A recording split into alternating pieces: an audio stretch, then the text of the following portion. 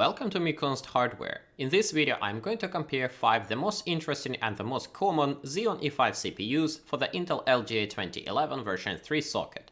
These are Xeon E5-2620 V3, Xeon E5-2640 V3, Xeon E5-2650 V3, Xeon E5-2678 V3, Xeon E5-1650 V3.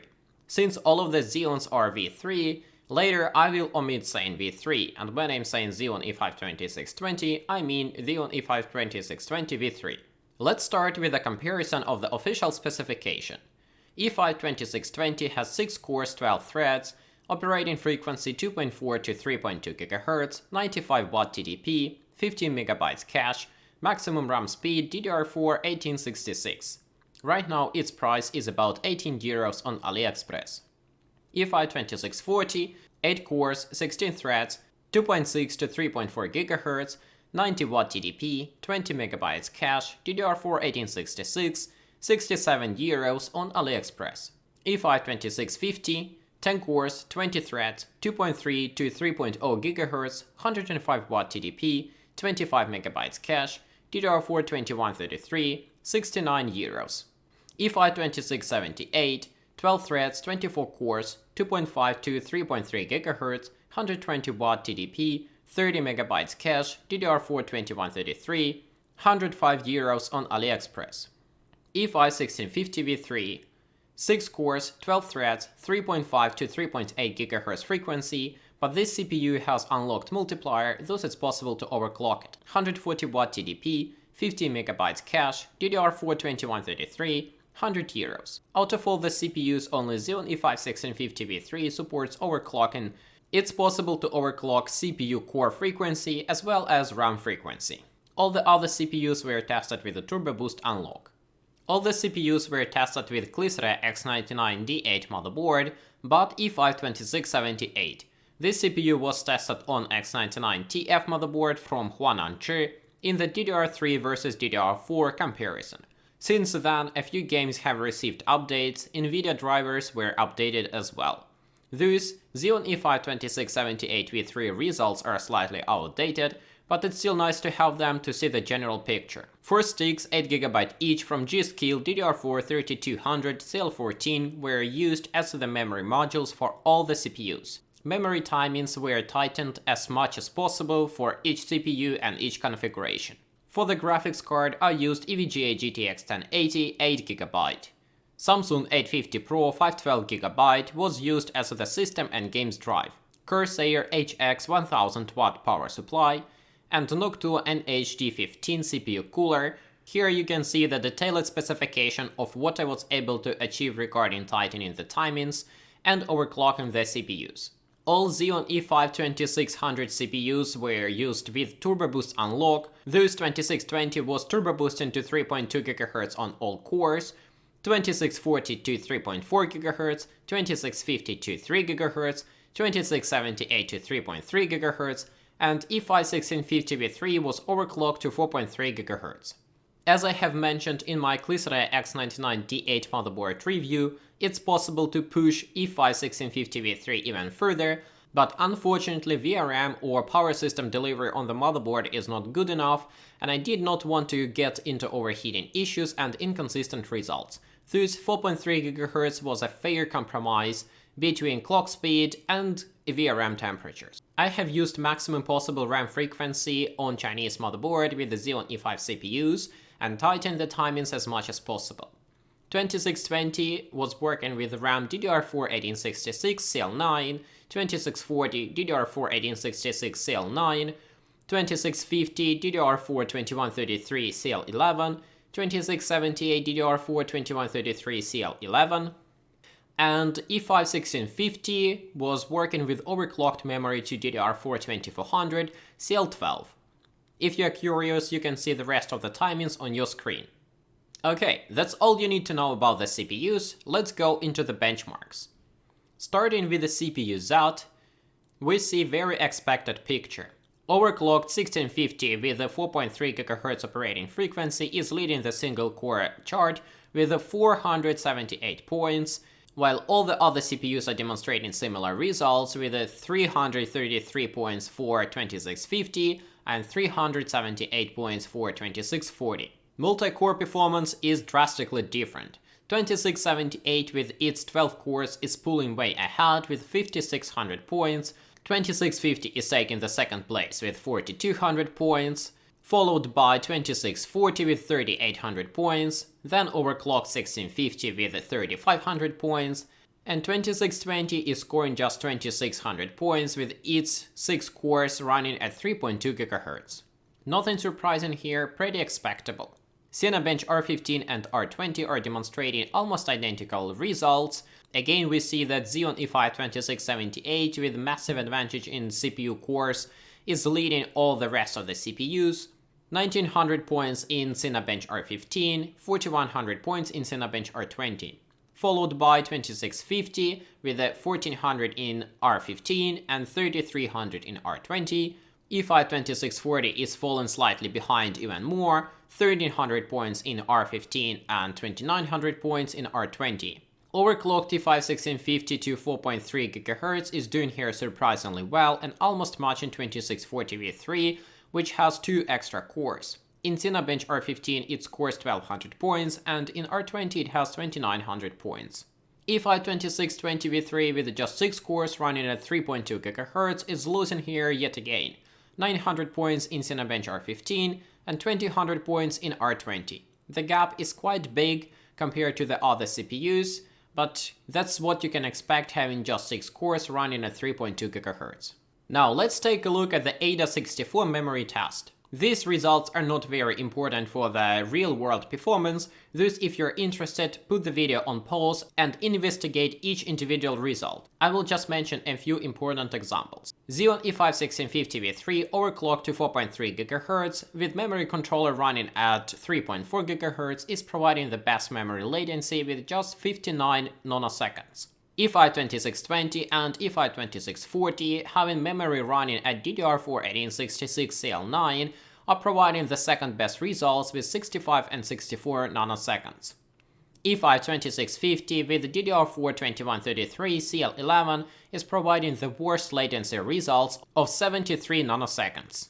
E5-2678 has 72 nanoseconds. Memory write speed is almost identical between all the CPUs, but E5-1650 with overclocked memory controller is providing slightly better results. 51 GB per second compared to 45 GB per second for all other CPUs. Memory read and copy speed is very comparable between all the CPUs, but Xeon E5-2620 with just 6 cores is providing the worst result in this test. Just 46 GB per second memory read speed and 46 GB per second copy speed. Let's go to some real-world benchmarks. Starting with rendering and encoding. Corona benchmark. As expected, Xeon E5-2620 is losing to everyone and taking 3 minutes and 31 seconds to complete the benchmark. Second last place goes to 2640 V3. It's surprising, but E5-1650 V3 overclocked to 4.3 GHz is taking the lead over 8-core E5-2640. E5-2640 consumed 2 minutes 32 seconds and 1650 2 minutes 24 seconds. The second best place goes to 2650 with 2 minutes 12 seconds and E5-2678 V3 having 12 cores, finishing the benchmark in just 1 minute 48 seconds. It's obvious that if you're looking for workload-like performance, then 2678 will provide you the best performance. Handbrake, my custom benchmark where I convert a TS video recorded with my video capture card into MP4 format. E5-2620 takes 3 minutes 47 seconds to complete the conversion. 2640 and 1650 overclocked to 4.3 GHz are taking identical time, 2 minutes 51 seconds. 2650 is taking the second best place with 2 minutes and 30 seconds, and 2678 is yet again providing the best result and significantly better result with 2 minutes and just 4 seconds. Geekbench 5 single-threaded benchmark and multi-threaded benchmark is almost identical to what we have seen with the CPU Z. With a single-threaded performance, E5-1650 overclocked to 4.3 GHz is taking the lead with 1000 points. 2650 is losing to all the other CPUs with just 776 points. The rest of the CPUs are placing in between those values. Multi-threaded performance is yet again similar. First, 2678 9200 points, then 2650 with 7500 points, then 2640 with 6900 points, then 1650 overclocked to 4.3 GHz with 6500 points, and the last place goes to 2620 with just 5000 points. V-Ray benchmark is yet again demonstrating that E5-2678 is providing exceptional performance in workload-like tasks, such as video rendering or video encoding. 12,000 points is 2,000 more than E5-2650, which has 10,000 points, 2640 is scoring 9,300 points, 1650 has 8,500 points, and the last one, 2620, with just 6,400 points.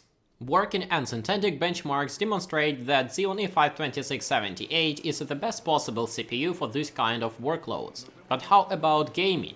Let's start with Shadow of the Tomb Raider and take a look. Here, the gap between the fastest and the slowest CPUs is around 15%. 2620 with just 6 cores is able to produce 102 FPS on average, while 2678 and Xeon E5-1650 overclocked to 4.3 GHz are providing identical results with 120 FPS.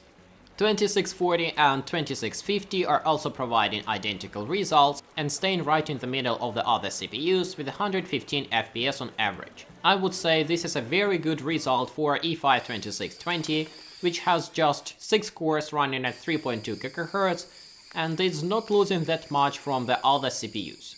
Red Dead Redemption 2 is a very GPU-intensive game, and even though I have decreased the resolution to 720p and using balanced preset, we still do not see very big difference between the CPUs. Minimum and maximum FPS are not very consistent in this game, thus I would focus on the average FPS. Once again, I remind that E5-2678 was tested on 100X99TF motherboard and with the slightly outdated NVIDIA drivers by today's standards. Nevertheless, all of the CPUs are providing almost identical results. 2620 is losing just 1 FPS to all other CPUs, and 2640, 2650 and 1650 V3 overclocked to 4.3 GHz are providing 80 FPS on average. Once again, a very strong result for E5-2620. Cossacks 3. This game is extremely not optimized. It is utilizing maximum 1.5 CPU cores, thus we see that E5-1650 overclocked to 4.3 GHz is leading in all the charts. Average FPS 27, 1% low 9 FPS and 0.1% 7 FPS. The rest of the results are almost identical. Astroneer. One more not very optimized game, where we yet again see that overclock 1650 to 4.3 GHz is providing the best result. 95 FPS on average, 28 FPS 1% low, and 16 0.1% low FPS. The outliner here is 2550 V3, which has the lowest frequency of just 3.0 GHz. It has 69 FPS on average, even 2620 V3 with 3.2 GHz is overtaking it with 74 FPS. Overall, 2640 V3 is taking the second best place, 2620 and 2678 are almost identical, and 2650 is taking the last place. Cities Skylines. This game likes CPU frequency as well as CPU cores. E5-1650 V3 with the highest CPU frequency yet again demonstrating the best result, but 2640 is very close by. On average, 53 FPS for 2640 and 54 FPS for 1650. 0.1% low FPS, 18 for 2640 and 19 for 1650. 2620 and 2678 are yet again demonstrating very similar results, 49 and 51 FPS on average, 27 and 29 FPS 1% low, 15 and 16 0.1% low. 2650 having just 3 GHz operating frequency, yet again falling behind, and in this game it falling behind significantly. Average FPS just 45, which is about 10% lower than 2620, 1% low is just 21 FPS, and 0.1% is just 11 FPS. This is a very good result for 2620 and very bad result for 2650. Battlefield 5 with high preset and 720p demonstrating the following results. E5-2640, E5-2678 and E5-1650 all have 200 FPS on average. Basically, even with the GTX 1080, we are still GPU bottlenecked here, or rather, we are FPS limited.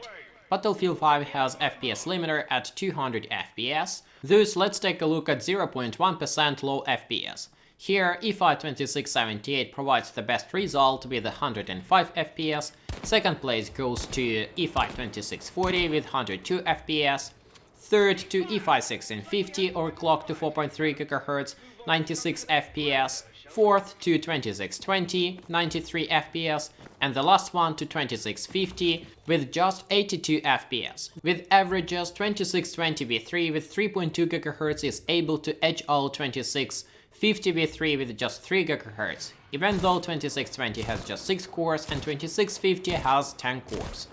Once again, in Battlefield 5, 2620 is demonstrating very strong result, while 2650 is falling behind. F1 2019. Unfortunately, I did not have this game when I had 2678, thus it does not have results. Still, let's take a look at all the other CPUs.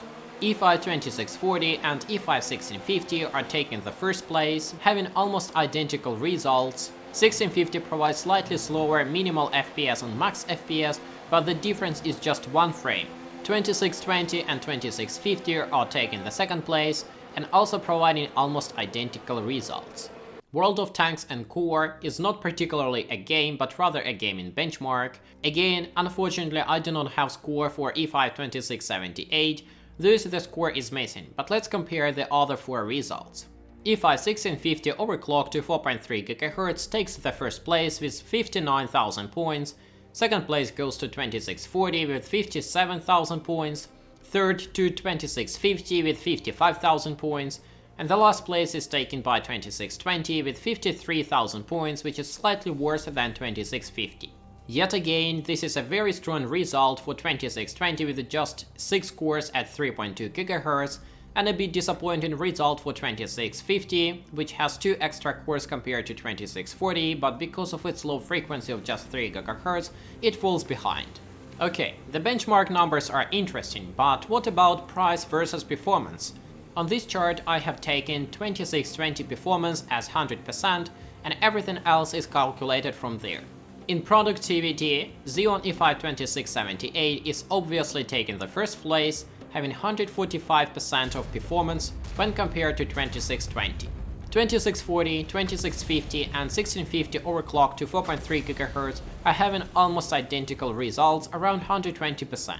Still, if you're picking a CPU just for your work, then I would recommend to go with 2640 or 2650 because they do not require overclock, they do not require expensive cooler, they also cost significantly cheaper than 1650.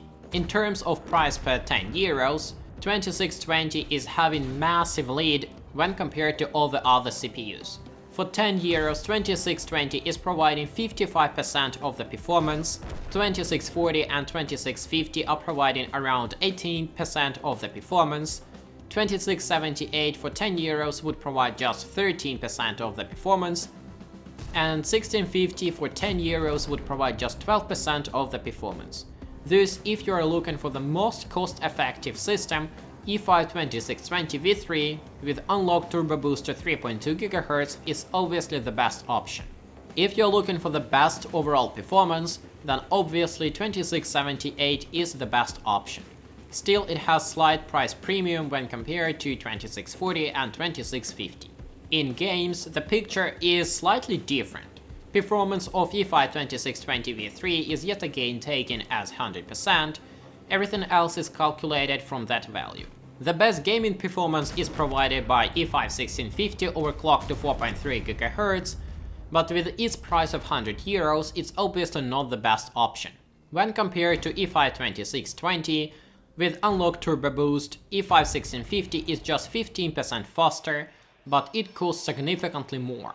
E5-2640 and E5-2678 are providing very similar gaming performance, but 2678 costs significantly more, thus 2640 has better value.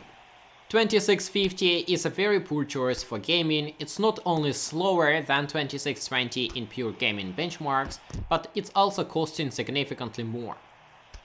In terms of value, 2620 is the best option. For 10 euros you're getting 55% of the gaming performance. The second place goes to 2640. For 10 euros you're getting 16% of the performance. The third place to 2650. But I could only recommend E5-2650 V3 if you're making a workstation and sometimes do some gaming. If you basically game and sometimes do some workload, 2640 is obviously a better choice. In terms of gaming performance, 2678 has the worst value. For 10 euros you will get just 10% of the overall performance, and even though 2678 provides slightly better gaming performance than 2620, it's just 4%. Now, if you're looking for the best gaming performance out of these CPUs, it's obviously 1650. But I still cannot recommend it because its current price is way too high. It also requires expensive cooler to keep it cool when overclocked. Without overclock, this CPU would provide significantly slower results. Let's take a look at the combined price versus performance charts. E5-2620 is still taking the first place with 55% per 10 euros performance. The second place goes to 2640, which provides 17% of the performance with 10 euros. Third place goes to 2650, this one provides 16% for 10 euros. And 2678 with 1650 providing about the same value, 12% of the performance for 10 euros. Of course, to make 100% accurate conclusion when comparing these CPUs, I have to test 100% of the games and 100% of the programs, but overall we see the picture. E5-2620, E5-2640 and E5-2678 are the CPUs to go. E5-2620 provides the best value for your money. Right now it costs just 18 euros, and for this money it's an incredibly good CPU. If you're looking for overall slightly better system and able to invest a bit more, then go for 2640, which right now costs below 70 euros. In my opinion, it's a significantly better CPU than 2650, which is right now going up to 75 euros on AliExpress. And if you're looking for the ultimate solution, also thinking of compromising with DDR3 instead of DDR4 memory, then you can take a look at the 2678 V3. With the Turbo Boost unlock having its 12 cores running at 3.3 GHz, it's providing exceptional working performance and very decent gaming performance. I would avoid E5-2650 and E5-1650 unless their prices go down. If, for example, 2650 would cost about 55-60 euros, it's a very decent option, but for 69 to 75 euros, it's overpriced. E5-1650 V3, on the other hand, requires very good cooling to keep it cool, and it requires manual overclocking. It might be stable, might not be stable, and with its current price of 100 euros, I believe it's seriously overpriced. It's supposed to cost around 80 euros to be competitive. That's all I have for you for today. I hope you have enjoyed it. I hope it's gonna help you decide which CPU to buy. Thanks for watching, thanks for listening, goodbye.